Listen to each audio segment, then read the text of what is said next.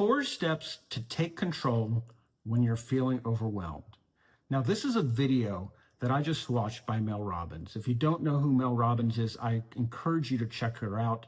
Her video, The Let Them Theory, has changed my life. It's changed my wife's life. It doesn't matter what stage of life you're in. Mel Robbins has great advice. And the Let Them Theory book is something that I highly, highly recommend. So she dropped a video, and it's 4 steps to take control when you're feeling overwhelmed. So let's go through the steps. So step number 1, what Mel says is that you need to decide whether this is stress or this is overwhelm. Are you feeling stressed or are you overwhelmed? You can be stressed about dinner, stressed about traffic, stressed about bills. But are you feeling overwhelmed about the amount of stuff coming at you? So the first step that she recommends is label it. Is it more stress or is it more overwhelm?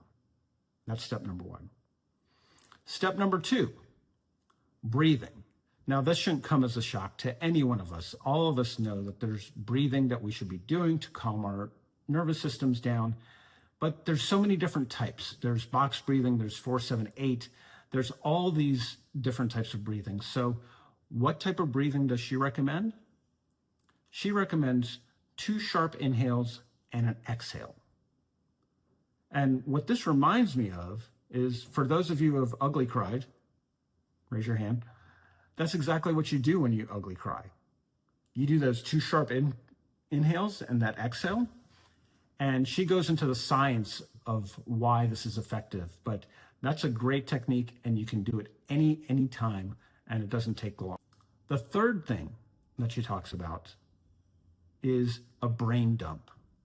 And a little humble brag on my part, but when my daughter was freshman year in college, she had a roommate who she thought everything was fine, and then all of a sudden it wasn't.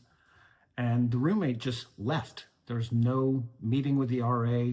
There was no goodbyes. There was no resolution at all.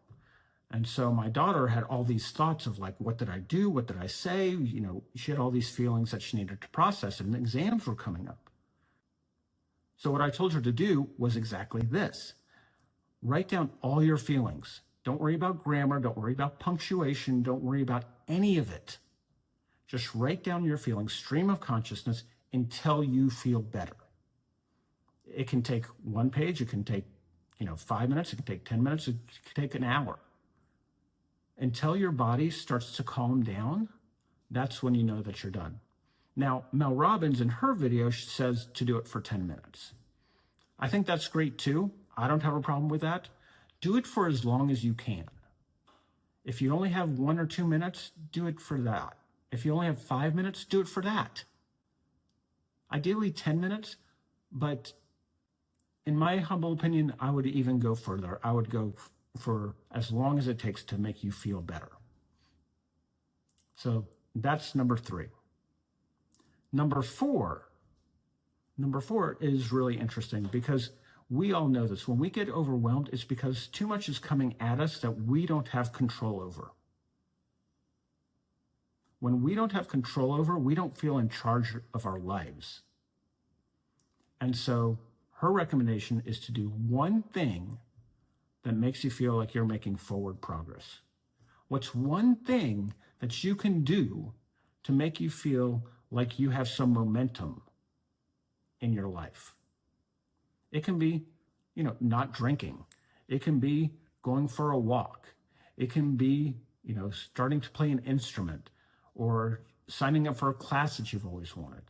Something like that where you feel like you're making progress is huge.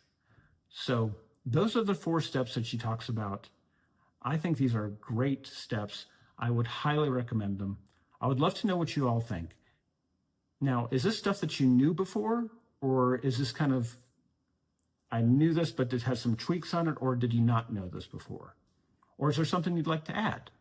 So put a note in the comments, and I'll see you in the next video. Thanks.